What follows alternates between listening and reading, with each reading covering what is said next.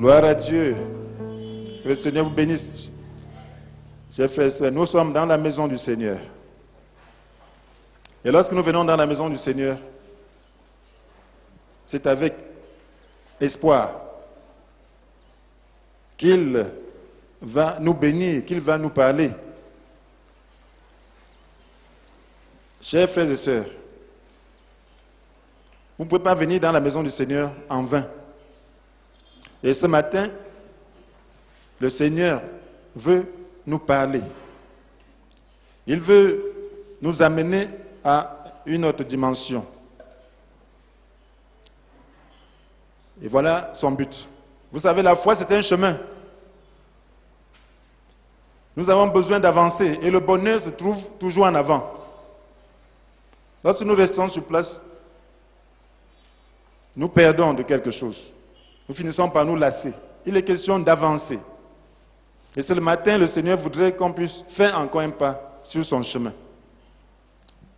Il veut nous parler du Dieu créateur. Qu'est-ce que le Seigneur veut nous dire ce matin à travers ce message? Il veut que nous comprenions qu'il n'y a qu'un seul vrai Dieu. Il veut que nous sachions que le Créateur ne tolère aucun rival. Il veut nous apprendre à nous débarrasser des rivaux du Créateur dans notre vie pour recevoir sa faveur. Ce sont des vérités auxquelles nous devons faire face. C'est une vérité importante pour tout le monde, pour moi-même. Elle est tellement importante. Je la trouve capitale. Vous savez, vous pouvez avoir des problèmes. Peut-être d'indigestion, sans savoir pourquoi. Et ça peut arriver que c'est juste un petit problème. Et que la solution n'est rien, ne s'achète même pas. C'est seulement savoir comment gérer peut-être sa ration d'eau. Ainsi de suite. Et vous manquez cette connaissance. Et pour cette raison, vous avez toujours des problèmes. Il en est de même de la vie chrétienne.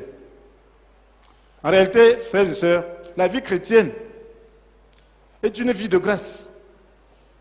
La vie chrétienne est une vie que Christ nous donne. Et parce que c'est la vie de quelqu'un d'autre, il est question seulement de l'apprendre. Il est question de savoir comment la recevoir. Et on ne peut le savoir que par la vérité. Ce qui veut dire que ce que le Seigneur veut nous dire ce matin est un aspect de la vérité qui va nous faire avancer, qui va nous faire recevoir davantage la faveur de Dieu. Vous savez, Dieu a donné 10 commandements de base. Dans Exode 20, on peut lire de partir du verset 1, vous pouvez comprendre cela. Mais nous n'allons pas lire tout le passage, tous les commandements. Il a donné 10 commandements de base. Et dans la Nouvelle Alliance, Jésus nous montre ce que cela voulait dire, ce que cela signifie, comment il faut appliquer dans le contexte de la grâce. Il nous dit dans Matthieu 22, versets 37 à 40, que tu aimeras le Seigneur ton Dieu de tout ton cœur, de toute ton âme et de toute ta pensée. C'est là le commandement le plus grand et le plus important. Et il y en a un second qui lui est semblable. Tu aimeras ton prochain comme toi-même. Tout ce qu'enseignent la loi et les prophètes est contenu dans ces 2 commandements. Tout ce qu'enseignent la loi et les prophètes est contenu dans ces 2 commandements. Cela veut dire que la loi de Dieu, contenue dans les 10 commandements, alors régit toute la Bible. Tout ce qu'enseignent la loi et les prophètes, ça veut dire le reste de la parole de Dieu. Tout cela n'est que l'explication de ces 10 commandements. Et nous avons besoin de comprendre un aspect de ces 10 commandements. Et le Seigneur dit que jusqu'à ce que le ciel et la terre passent, même pas un seul trait de lettre ne passera de sa parole. Il dit le ciel et la terre passeront, mais ma parole ne passera jamais. Il le dit encore quelque part. Et nous avons besoin donc de comprendre que lorsqu'il donnait ces 10 commandements, c'était en vue de l'époque de la loi et de l'époque de la grâce. Et on a réparti les 10 commandements en 2 parties. Il y a donc l'amour pour Dieu, l'amour envers Dieu et l'amour envers le prochain. Vous voyez, les premières tables expliquaient l'amour envers Dieu. Et les deuxièmes expliquaient l'amour envers le prochain. Voilà 2 parties. Et l'amour envers Dieu a besoin d'être compris. C'est à travers ce commandement qu'on peut comprendre comment se manifeste réellement l'amour envers Dieu. Il y a un aspect de cet amour que nous avons besoin de comprendre. C'est à travers les versets 3 à 5 d'Exode 20. Et le Seigneur dit, tu n'auras pas d'autre Dieu que moi. Très important, on pouvait même s'arrêter là. Mais là, le reste continue pour expliquer. Il dit, tu n'auras pas d'autre Dieu que moi. Nous avons parlé du Dieu créateur. Il est le seul Dieu. Il a dit à son peuple, tu n'auras pas d'autre Dieu que moi. Et en tant que son peuple, nous avons besoin de comprendre cela et de savoir ce que c'est. Tu ne te feras pas d'idole, ni de représentation quelconque de ce qui se trouve en haut, dans le ciel, ici-bas sur la terre, ou dans les eaux plus bas que la terre. Tu ne te prosterneras pas devant de telles idoles, et tu ne leur rendras pas de culte. Car moi, l'Éternel, ton Dieu, je suis un Dieu qui ne tolère aucun rival. Il nous dit ce qu'il est. Je punis les fils pour la faute de leur père jusqu'à la 3e, voire la 4e génération de ceux qui me haïssent. Ça, c'est Exode 20, versets 3 à 5. Il dit qu'il est l'Éternel Dieu qui ne tolère aucun rival. Tu n'auras pas d'autre Dieu que moi. C'est important que nous comprenions de quoi il est question. Et lorsque nous lisons la Bible et toute cette histoire écrite concernant le peuple terrestre de Dieu, a été donnée pour notre instruction, pour que cela nous serve d'exemple, pour que cela nous instruise.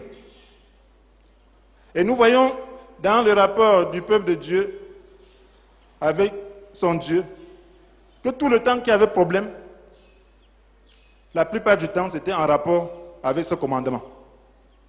Le Seigneur avait dit, tu n'auras pas d'autre Dieu que moi.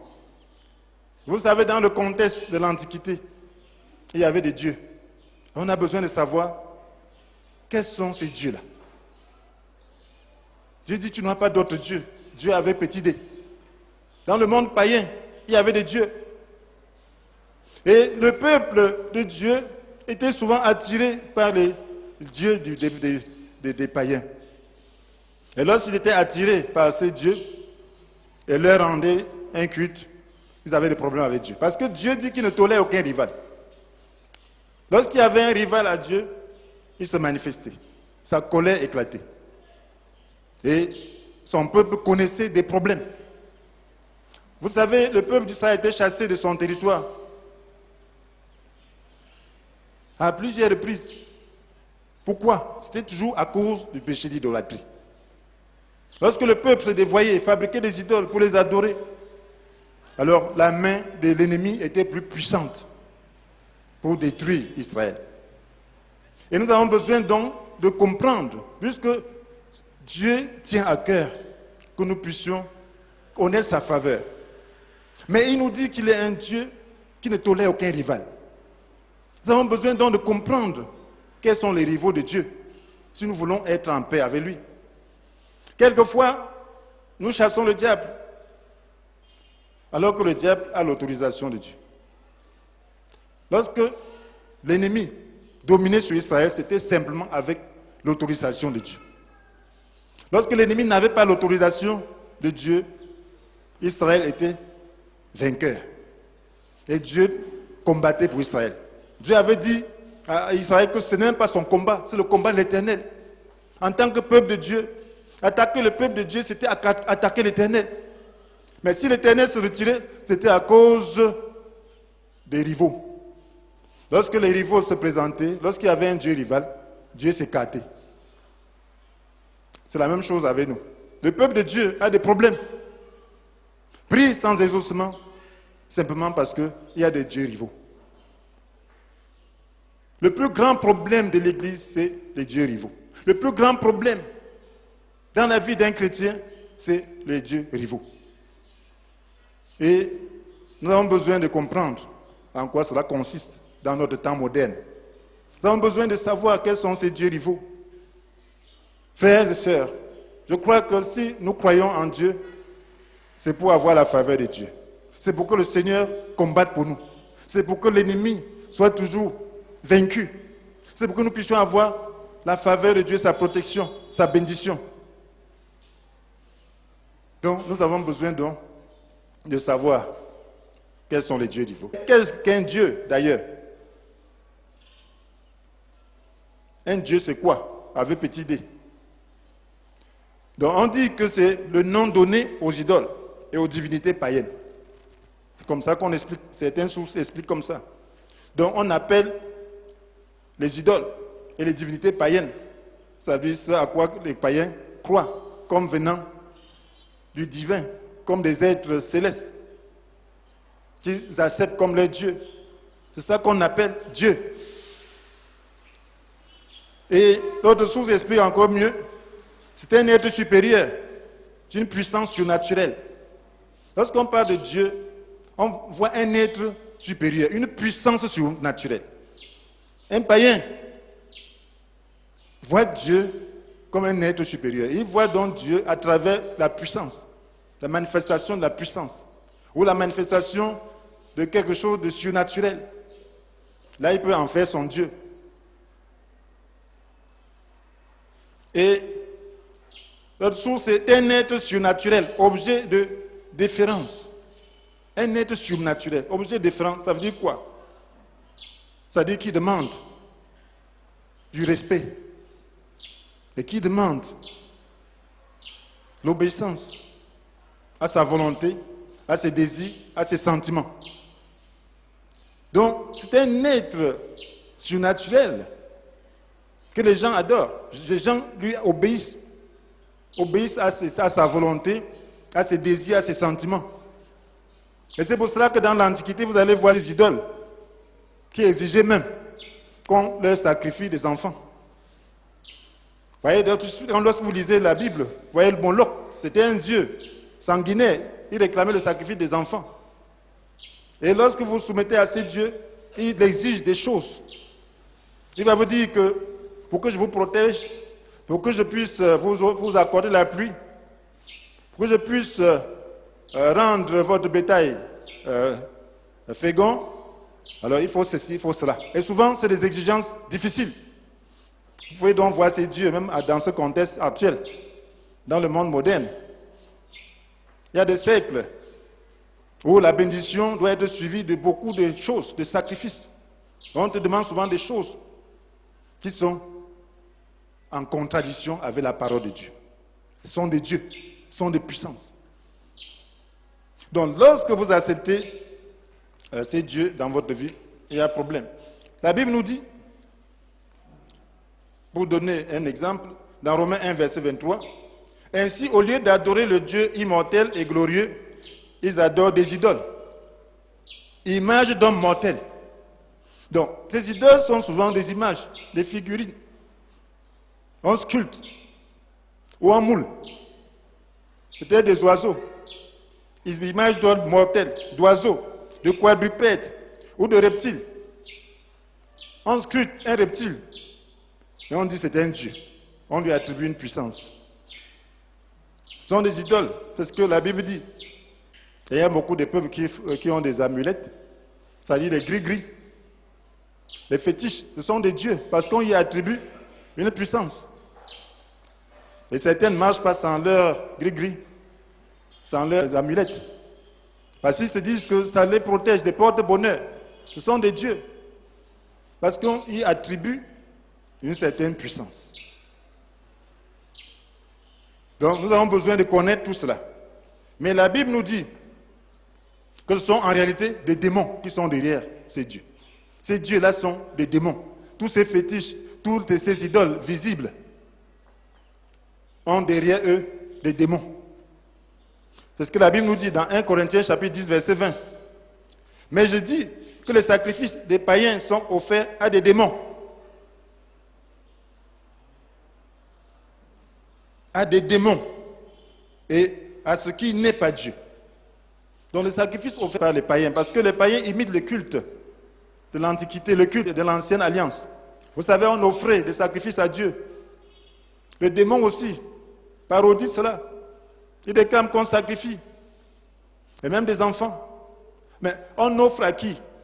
On offre à des démons et non à Dieu. Parce que Dieu ne réclame pas ce genre de sacrifice. Et il dit, je ne veux pas que vous ayez quoi que ce soit de commun avec les démons. 1 Corinthiens 10, verset 20. Donc vous avez besoin donc de savoir que les amulettes, les fétiches, les porte-bonheur sont des dieux rivaux. Il y a certainement une puissance derrière, mais ce n'est pas celle de Dieu. Ce n'est pas celle du Dieu créateur, c'est la puissance des démons.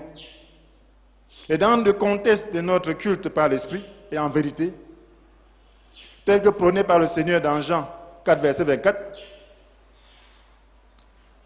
qui dit que l'heure est arrivée où les vrais adorateurs adoreront Dieu par l'Esprit en vérité. Que Dieu recherche de tels adorateurs, ceux qui vont l'adorer par l'Esprit en vérité. Donc dans un tel contexte, alors l'idolâtrie est plus subtile. Nous sommes dans ce contexte. L'idolâtrie est plus subtile et se réfère à tout ce à quoi notre cœur est attaché. Tous les chrétiens ont besoin de comprendre cela. Si nous ne comprenons pas, nous ouvrirons des portes aux démons. Et nous serons en train de combattre les démons avec les démons. Et nous aurons des problèmes, nous aurons des surprises. Dans notre contexte de culte en esprit, l'idolâtrie se réfère à tout ce à quoi notre cœur est attaché. Vous allez voir cela par la suite. Voilà, frères et sœurs, souvent nous nous attachons aux moyens de Dieu au lieu de nous attacher à Dieu lui-même. Parlons de s'attacher aux moyens que Dieu utilise, c'est avoir d'autres dieux. S'attacher aux moyens que Dieu utilise, c'est avoir d'autres dieux. Dieu utilise les moyens, mes frères et sœurs. Tout le monde entier sont des moyens, ils sont en quelque sorte des serviteurs de Dieu. Même le païen, c'est Dieu dans un certain sens, dans un contexte. Il y a des moyens que Dieu utilise pour accomplir sa volonté. Ces moyens peuvent être humains, peuvent être matériels, financiers, même structurels et beaucoup d'autres moyens. Dieu les utilise. Mais souvent, qu'est-ce qui se passe? Nous faisons des moyens de Dieu. La Bible nous dit, dans Jacques, chapitre 1, verset 17, « Tout cadeau de valeur, tout don parfait, nous vient d'en haut, du Père qui est toute lumière, en qui il n'y a ni changement, ni ombre due à des variations. » Dieu est la source de tout cadeau de valeur. Le diable n'a rien créé. Dieu est la source de tout ce qui est bon. Dieu est la source de tout ce qui a de la valeur. Et il y a des moyens pour que ces valeurs et ces cadeaux nous parviennent. Tu peux être un moyen pour un autre. Chacun doit être un moyen pour quelqu'un. Il y a des moyens, beaucoup de moyens que Dieu utilise. Dieu utilise divers moyens pour faire sa volonté. Mais il nous arrive souvent de nous attacher à ces moyens plutôt qu'à Dieu qui les utilise. C'est vrai. Pour chacun, celui qui est honnête le reconnaîtra. Nous sommes en train de chercher à avancer, à avoir la lumière pour être plus vigilants, pour plaire à notre Seigneur. En ce faisant, nous attribuons la puissance aux moyens et non à Dieu, qui en est la source. La Bible dit que c'est Dieu qui est la source. Mais souvent, les moyens peuvent être l'objet de puissance, peuvent être confondus à la source, peuvent recevoir la gloire qui revient à Dieu. Parce que c'est Dieu qui est la source. Puisqu'il est la source, la gloire doit revenir à Dieu. Normalement, ce que Dieu veut, c'est que lorsqu'il utilise un moyen, tu bénisses le moyen et tu rendes gloire à Dieu. Tu dis merci pour le moyen, mais Seigneur, je sais que tu as utilisé ce moyen, bénis ce moyen, mais à toi je donne gloire. Parce que la source vient de toi. Les moyens peuvent changer, mais Dieu ne change pas. En qui il n'y a ni changement, ni ombre due à des variations. Dieu ne change pas. Mais le monde entier lui appartient. Il peut utiliser un moyen comme un autre. Il peut utiliser un moyen à l'extrémité de la terre. Il peut utiliser un autre à côté. Cela dépend de lui. Et nous avons besoin de comprendre cela. Donc nous créons par là des dieux rivaux. Lorsque nous faisons des moyens des dieux. Lorsque nous nous attachons aux moyens au lieu de nous attacher à Dieu. Lorsque le moyen veut changer, nous disons non. Dieu, pourquoi tu changes le moyen? Je veux seulement ce moyen-ci.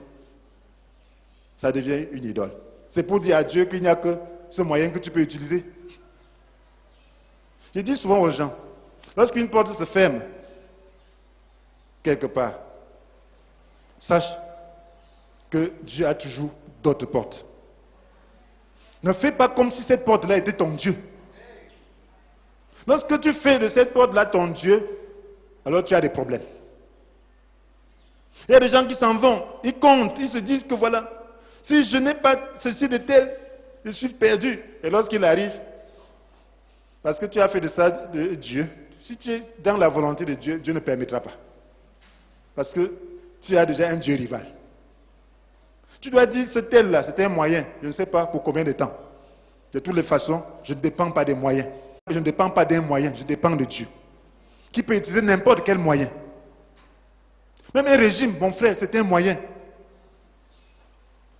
Tout change. Dans la vie de Daniel, il a vu des régimes changer, mais il a été toujours élevé. Pourquoi? Parce que son élévation vient de Dieu et non des hommes. Rien n'est éternel sur terre. Lorsque tu es béni dans un régime, bénis Dieu et bénis le moyen, donne gloire à Dieu. Mais ne fais pas comme si c'était ton Dieu. Puisque rien n'est éternel, tu auras des problèmes. Lorsqu'une porte s'ouvre pour toi, bénis Dieu. Ne fais pas de cette porte un Dieu. Sinon, tu auras des problèmes. Gloire à Dieu. C'est important, n'est-ce pas?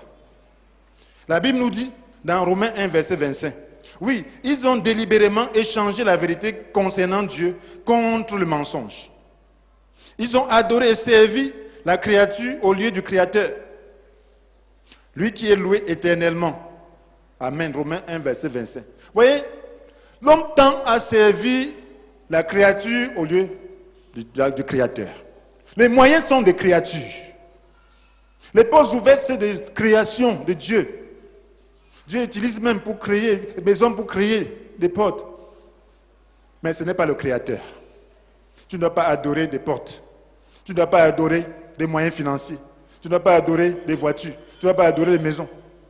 Adore Dieu et bénis Dieu pour les maisons, pour tout ça. Tu ne dois pas adorer ces choses. Si une voiture a des problèmes, ne fais pas comme c'était la fin du temps, comme si ta ressource était finie. Si tu as un problème dans un sens, ne fais pas comme si c'est toi-même qui avais créé cela. Crois au Dieu qui a créé, qui est la ressource et qui est la source et qui peut utiliser n'importe quel moyen pour atteindre le même but. Voyez un exemple, frères et sœurs. Lorsque nous lisons, nous prêchons sans exemple, quelquefois, c'est difficile. Dans Luc, chapitre 12, nous allons voir un homme qui a fait des moyens son Dieu. C'est subtil. Au verset 16 à 21. Alors, la Bible nous dit, c'est Jésus qui raconte une parabole. Il dit, le domaine d'un riche propriétaire avait rapporté de façon exceptionnelle. L'homme se mit à réfléchir. Que faire? Se demandait-il. Je n'ai pas assez de place pour engranger toute ma récolte. Ah, se dit-il, enfin, je sais ce que je vais faire. Je vais démolir mes greniers pour en construire de plus grand, et j'y entasserai tout mon blé et tous mes autres biens. Après quoi, je pourrai me dire, mon ami, te voilà pourvu de biens en réserve pour de nombreuses années. Repose-toi, mange, bois et jouis de la vie. Cela arrive.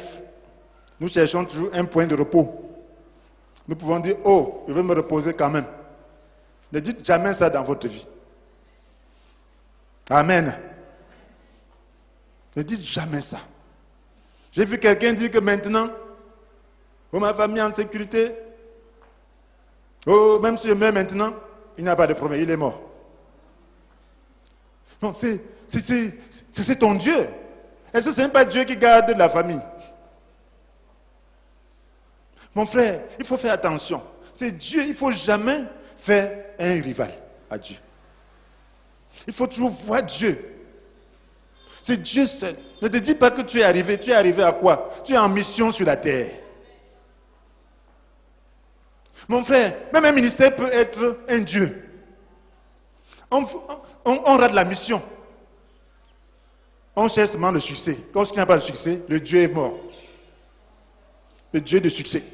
Mais si les blancs, même si l'église est remplie de tous les païens tous les jours, il n'y a personne qui ne comprend ce qu'on dit. On est content parce qu'on voit des gens. Ça, c'est des dieux. C'est difficile à comprendre, mais c'est ça, les dieux. On peut rater le but. Le but, c'est de sauver des âmes. Tu travailles chaque jour, les hommes sont sauvés. Les moyens, c'est le ministère, le cadre structurel. Mais ce n'est pas là le Dieu. Dieu peut changer le cadre comme il veut. Il peut changer les moyens.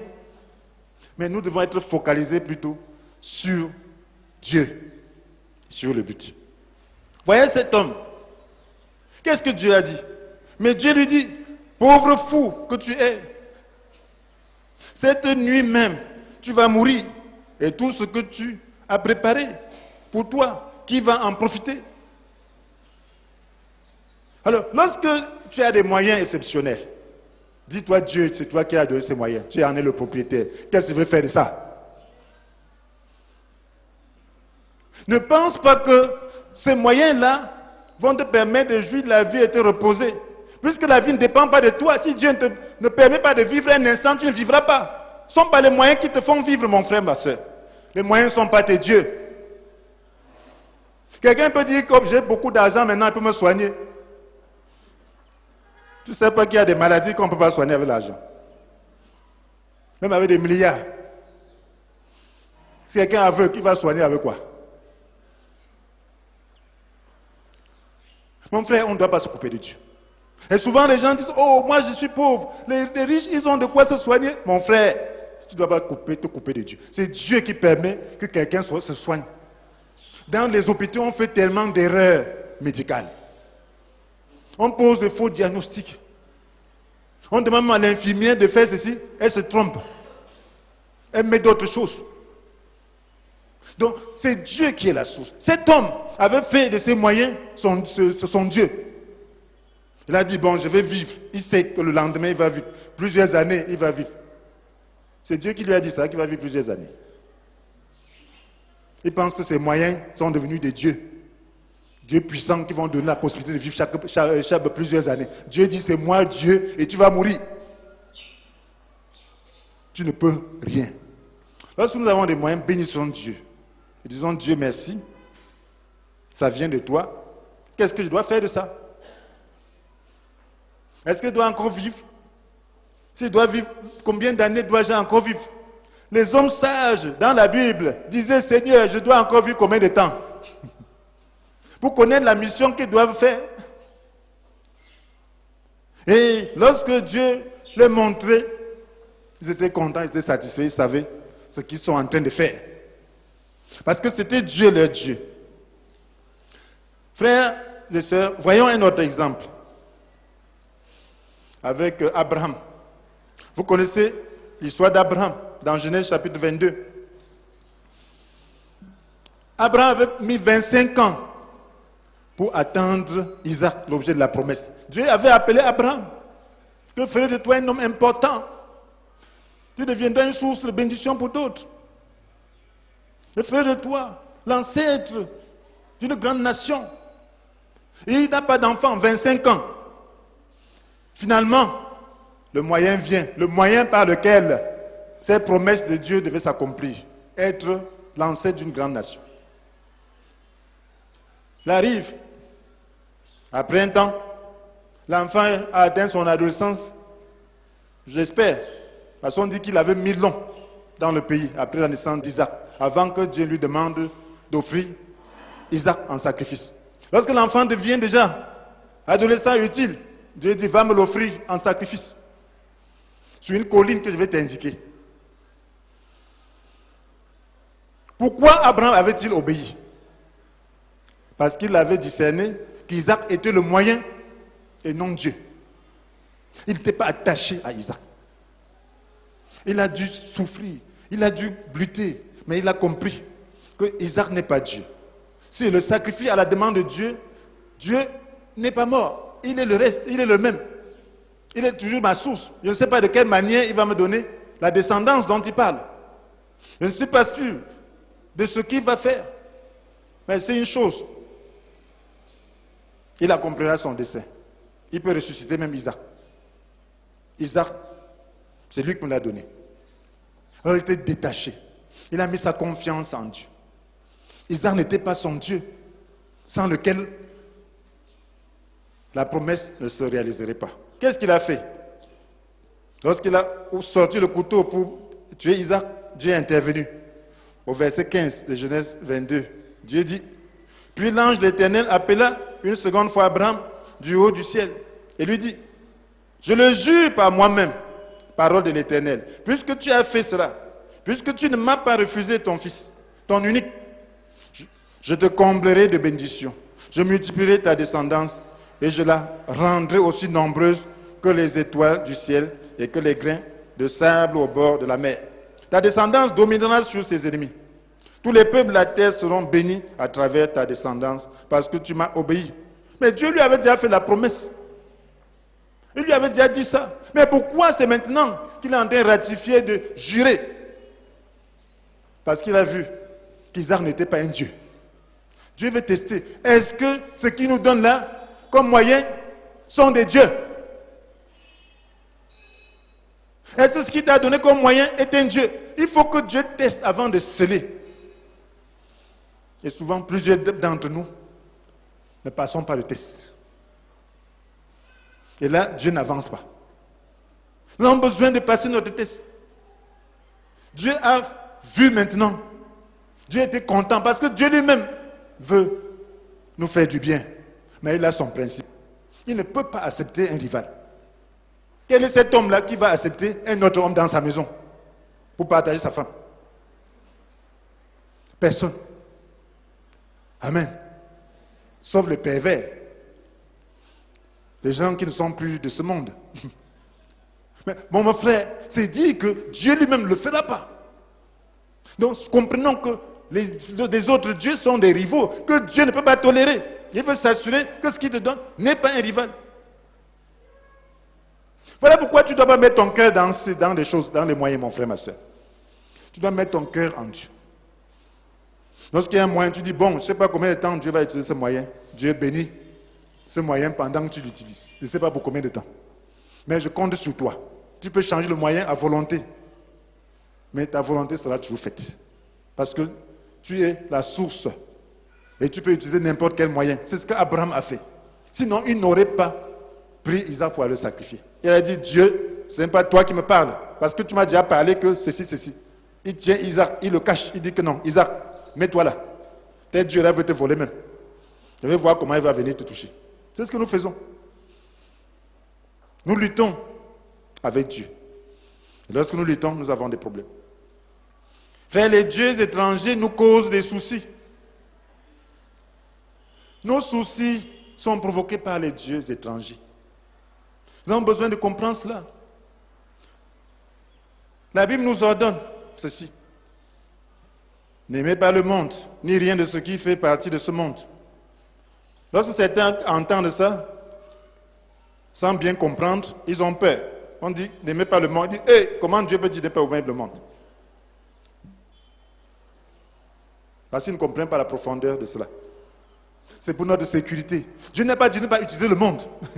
Dieu n'a pas dit de ne pas avoir de l'argent. Dieu n'a pas dit de ne pas avoir ce qui est bien. Mais il dit de ne pas y mettre son cœur.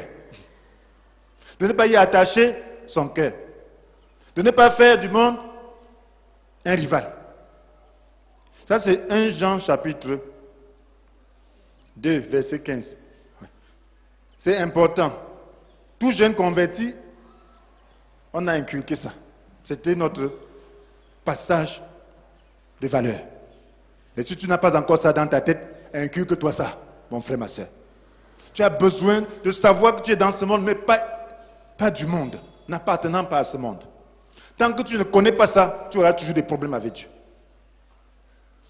N'aimez pas le monde, ni rien de ce qui appartient à ce monde. Si quelqu'un aime le monde, l'amour pour le Père n'est pas en lui. En effet, tout ce qui fait partie de ce monde, les mauvais désirs qui animent l'homme livré à lui-même, la soif de posséder ce qui attire les regards, et l'orgueil qui inspire les biens matériels, tout cela ne vient pas du Père, mais du monde. Or, le monde passe avec tous ses attraits, mais celui qui accomplit les commandements de Dieu demeure éternellement. Ça, on a besoin de comprendre cela. Les mauvais désirs qui animent l'homme livré à lui-même, ça fait partie du monde. Et si tu n'as pas les mauvais désirs qui t'animent, ce sont des dieux rivaux. Tu as besoin de traiter avec ces dieux rivaux. Tu as besoin de ne pas céder à ces mauvais désirs. La soif de posséder ce qui attire les regards. Soif. Ce n'est pas ce qui attire les regards qui est un problème, mais la soif. L'attachement. Quand tu n'as pas, tu es jaloux ou jalouse. Tu envies celui qui en a. C'est à cause de cette soif. Lorsque tu as cette soif, la suite c'est la jalousie. C'est l'envie. Si quelqu'un a ce que tu désirais, tu dis, oh, ouais, je suis malheureux, je suis venu accompagner les autres. Tu es venu accompagner les autres comment? Jésus était venu accompagner les autres. Jésus est né dans une étable. Jésus, on l'a posé dans une mangeoire. Cela veut dire que si tu n'en aimes rien, Jésus s'est identifié à toi. Tu n'es pas venu accompagner quelqu'un. Ce sont les envies. Jésus s'est identifié aux riches. Parce que lorsqu'il donne la richesse aux riches, c'est pour faire quelque chose, c'est pour accomplir sa volonté. Il s'est identifié à toutes les catégories. Il s'est identifié en faisant quoi? En mangeant avec eux. En disant, je ne suis pas venu vous rejeter, je ne suis pas venu pour vous condamner. C'est moi, toutes les sources, je suis la source. Je suis la source de toutes les grâces. Je suis venu maintenant pour vous montrer comment vous allez utiliser votre argent. Donc, frères et sœurs, les mauvais désirs ne seront jamais satisfaits. Lorsque vous avez les mauvais désirs que vous entretenez, ne pensez pas que ce sera satisfait. Cela conduit à l'esclavage de ceux qui les entretiennent. Lorsque tu entretiens les mauvais désirs, tu seras esclave. Parce que tu ne seras jamais satisfait en satisfaisant un mauvais désir. Tu deviens plutôt insatisfait. Après ce mauvais désir, un autre vient. Et même le même que tu as satisfait aujourd'hui, te réclame encore demain. Et tu seras un esclave, cherchant à satisfaire quelque chose que tu ne peux pas satisfaire. Ça devient l'idolâtrie, ça devient un attachement. Ça crée un attachement.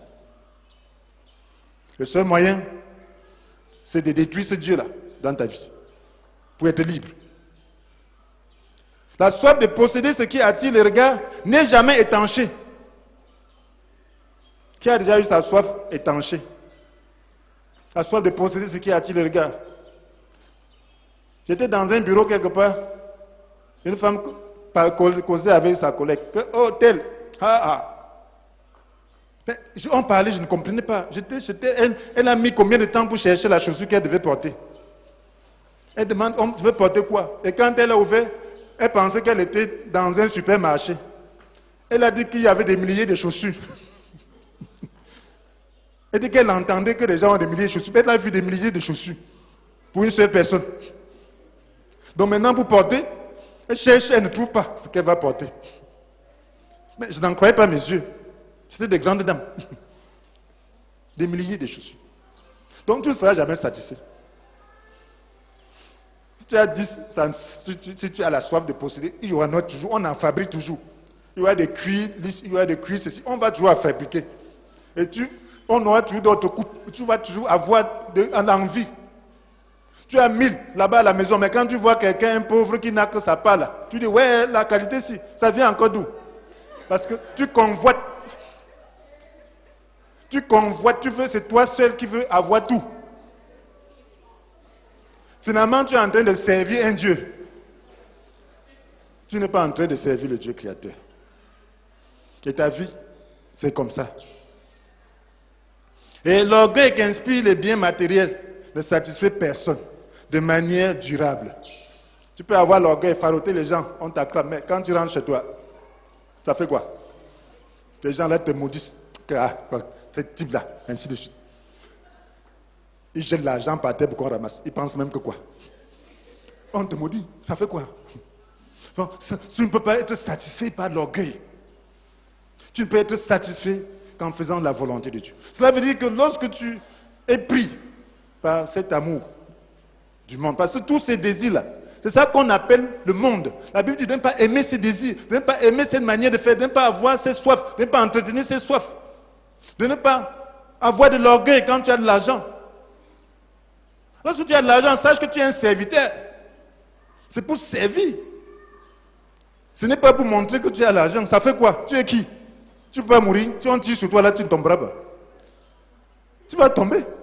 Donc même un vaurien, là, peut te tuer. Un drogué peut te tuer. Donc ta vie dépend seulement de Dieu. Donc tu n'as pas deux vies. L'argent ne te donne pas deux vies, mon frère, ma soeur. Même une responsabilité ne te donne pas deux vies. Tu n'as qu'une seule. Et une qui peut être même malade. Le pauvre n'a même pas ce problème. Il y a des gens qui vivent dans la nature. Ils mangent n'importe quoi, ils n'ont aucun problème. Mais tu peux avoir tout l'argent du monde, tu as tous les problèmes du monde aussi. Donc c'est dit que Dieu, c'est lui qui donne. On ne doit pas se vanter de ça. On doit servir Dieu. Et ce sont des dieux que Dieu n'aime pas. La solution à l'idolâtrie, c'est quoi? Quelle est la solution, mon frère, ma soeur? Ça, c'est pour nous. Avant de parler de la solution, concluons cette partie par Ecclésiaste 5, verset 9.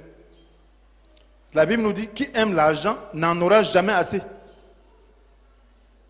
Et qui se complaît dans l'abondance ne sera jamais satisfait de ses revenus. Qui se complaît dans l'abondance ne sera jamais satisfait de ses revenus. Cela encore est dérisoire. Qui est déjà satisfait de ses revenus ici? J'ai vu peu de personnes qui sont satisfaites de leurs revenus. Très peu. Très peu dans ce monde-ci. C'est même rare. Les gens crient toujours l'augmentation de salaire. Les gens crient toujours, je suis mal payé. Les gens crient toujours que le travail dépasse l'argent. C'est comme ça partout. Un autre est là pour chercher comment faire pour qu'on le paye même la moitié de ce que l'autre est en train de toucher. L'autre est en train de dire que ce qui touche là n'est rien. Donc le monde, c'est ça. Même ceux qui touchent des millions se plaignent toujours. Le monde, c'est ça. Il veut qu'on double. Et c'est ça, le monde. La solution à l'idolâtrie, donc, c'est quoi? Comprenons une chose ce matin. Tout souci entretenu est une forme d'idolâtrie. Même pour une bonne cause apparente. Ah! Mes frères, je vais vous surprendre, mais c'est la parole de Dieu. Et c'est vrai. Tout souci entretenu est une forme d'idolâtrie, même pour une bonne cause apparente. Vous savez, Dieu ne met pas sur toi un fardeau qui va t'écraser. Le Seigneur Jésus dit que son fardeau est léger. Et le joug qui nous impose est facile à porter. Lorsque nous sommes écrasés extérieurement, lorsque nous sommes écrasés, nous n'avons pas de solution, nous avons des soucis, nous nous plaignons. C'est que nous avons un Dieu dans notre vie qui réclame quelque chose.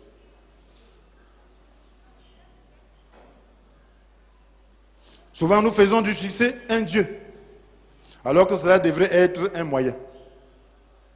Mes frères et sœurs, quelquefois, lorsqu'on n'a pas de succès, on se plaint tellement, ce n'est pas parce qu'on voulait vraiment l'œuvre de Dieu.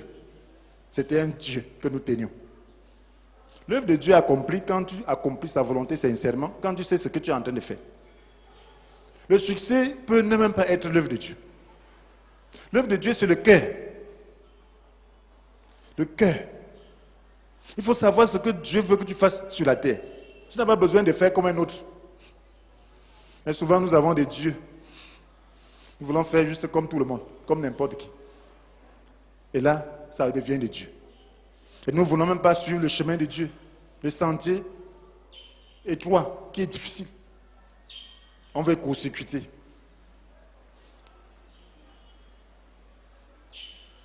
Et le Seigneur nous commande ceci dans Philippiens chapitre 4, versets 4 à 8.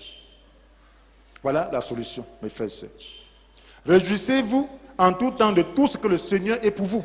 Voilà ce qu'il nous commande. Réjouissez-vous en tout temps. Il n'a pas dit quand tout va bien.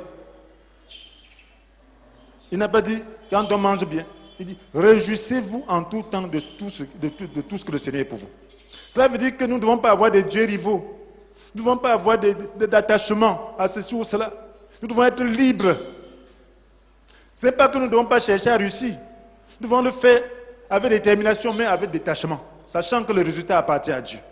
Quand nous avons fait tout ce que nous devions faire, le résultat appartient à Dieu. Bénissons-le si nous ne voyons rien. Rendons-lui grâce. C'est que nous sommes libérés des dieux étrangers. Il dit, réjouissez-vous en tout temps de tout ce que le Seigneur est pour vous. Oui, je le répète, soyez dans la joie. Si c'était aujourd'hui, on allait dire qu'Abraham avait échoué après 25 ans. Vous savez ce qu'Abraham a fait? Il a dit, oh, Abraham, il a échoué. Après 20 ans, on allait dire, Abraham, ça ne marche pas avec lui. Mais ça marchait avec lui, il était avec son Dieu. Parce qu'on veut le critère de la réussite des autres. Mais lui, il était en train de réussir. Il était en train de faire quelque chose qui devait être récompensé pour l'éternité. Il était en train de faire quelque chose qui devait impacter les générations suivantes. Et nous, nous sommes appelés les fils d'Abraham aujourd'hui.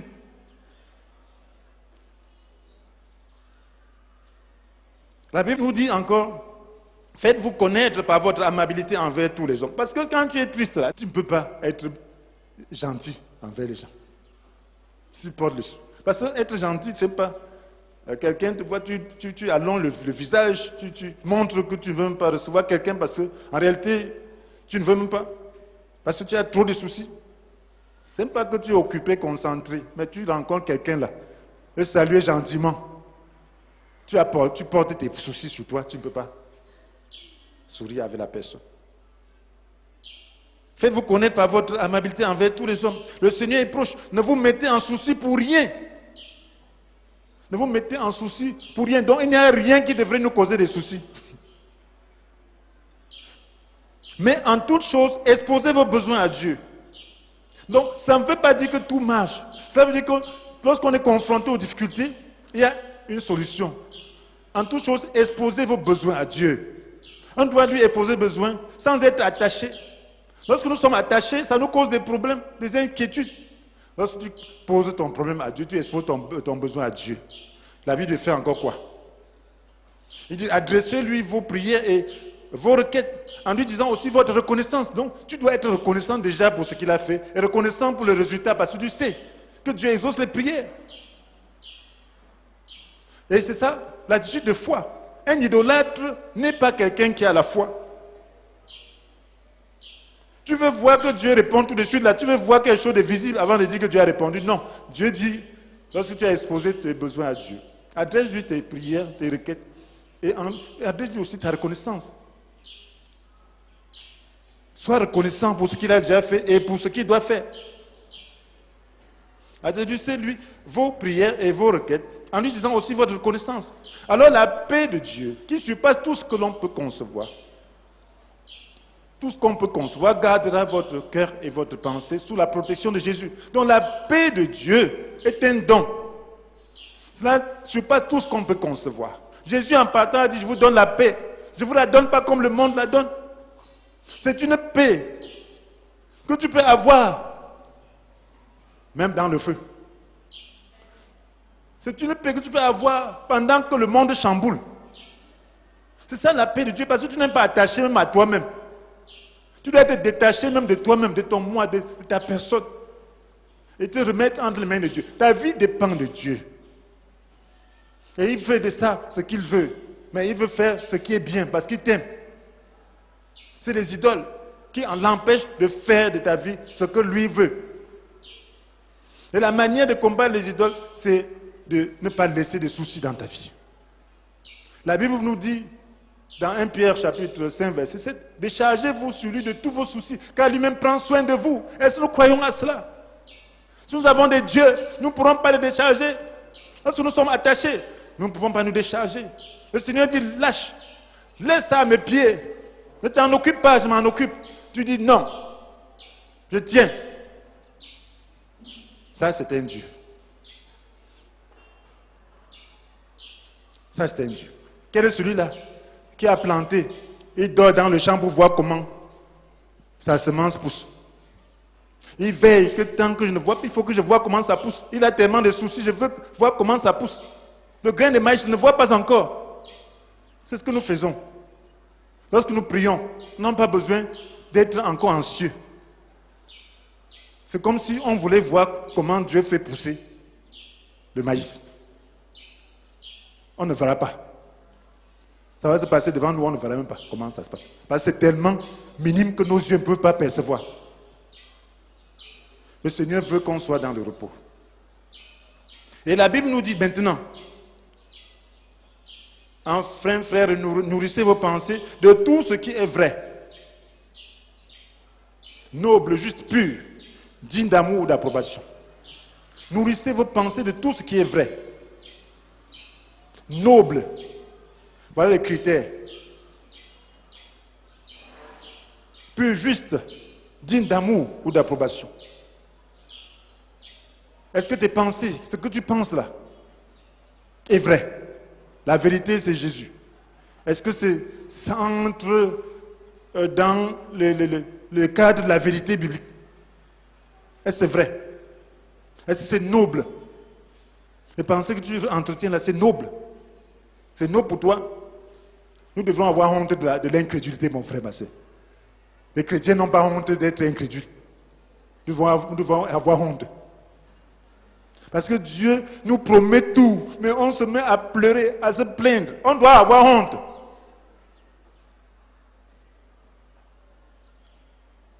Parce que Dieu nous a tout donné.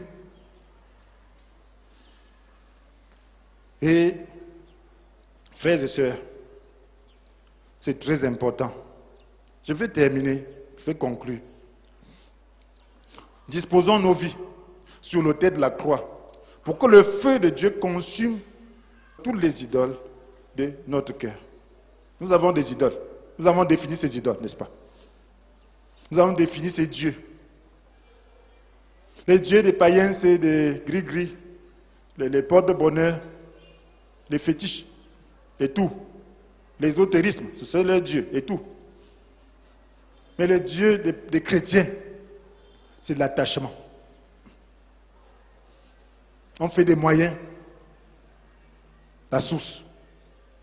On ne voit pas que Dieu a créé tout le monde, tous les hommes égaux. Il a donné des moyens à chacun pour accomplir sa volonté. Et maintenant, nous faisons souvent des moyens, la source. Nous aimons le monde. N'aimez pas le monde, ni rien de ce qui fait partie de ce monde. Si quelqu'un aime le monde, l'amour pour le Père n'est pas en lui. Et si tu n'as pas l'amour pour le Père, tu es perdu. Tu deviens un idolâtre. Ça veut dire que tu es un autre Dieu. En effet, tout ce qui fait partie de ce monde, les mauvais désirs qui animent l'homme livré à lui-même, la soif de posséder ce qui attire les regards, l'orgueil qu'inspire les biens matériels, tout cela ne vient pas du Père, mais du monde. Or, le monde passe avec tous ses attraits. Et celui qui fait la volonté, qui accomplit la volonté du Père, demeure éternellement. Donc nous devons faire face à cela. Si nous entretenons les mauvais désirs, nous ne serons jamais satisfaits. Nous ne pourrons pas satisfaire ces mauvais désirs. Si nous nous avons la soif de posséder ce qui attire le regard, nous ne serons jamais satisfaits. Si nous avons de l'orgueil, ça ne nous satisfera pas. Qu'est-ce qu'il faut faire? Nourrissez vos pensées. De quoi? De tout ce qui est vrai, noble, juste, pur, tout ce qui est digne d'amour, d'approbation, tout ce qui mérite respect et louange. Voilà ce qui va nourrir notre pensée. Lorsque nous avons des problèmes, nous vous mettez en souci pour rien. Mais en toute chose, exposez vos besoins à Dieu. Adressez-lui vos prières, vos requêtes, en lui disant aussi votre reconnaissance. Alors la paix de Dieu qui surpasse tout ce qu'on peut concevoir gardera votre cœur et votre pensée sous la protection de Jésus. Voilà ce que nous devons avoir. Si nous le faisons, nous persévérons, nous aurons la faveur de Dieu. Maintenant, détruisons les faux dieux dans nos cœurs. Disposons nos vies. La Bible nous dit dans Romains 12, verset 1, qu'à cause de cette immense bonté de Dieu, je vous invite donc, frère, à lui offrir votre corps comme un sacrifice vivant, saint, qui lui plaise. Est-ce que nous pouvons offrir maintenant notre corps comme un sacrifice vivant? Dit Dieu, consume les dieux étrangers. Quelle était la solution aux idoles en bois? Le Seigneur demandait de brûler, n'est-ce pas? Tu dois brûler les idoles dans ta vie.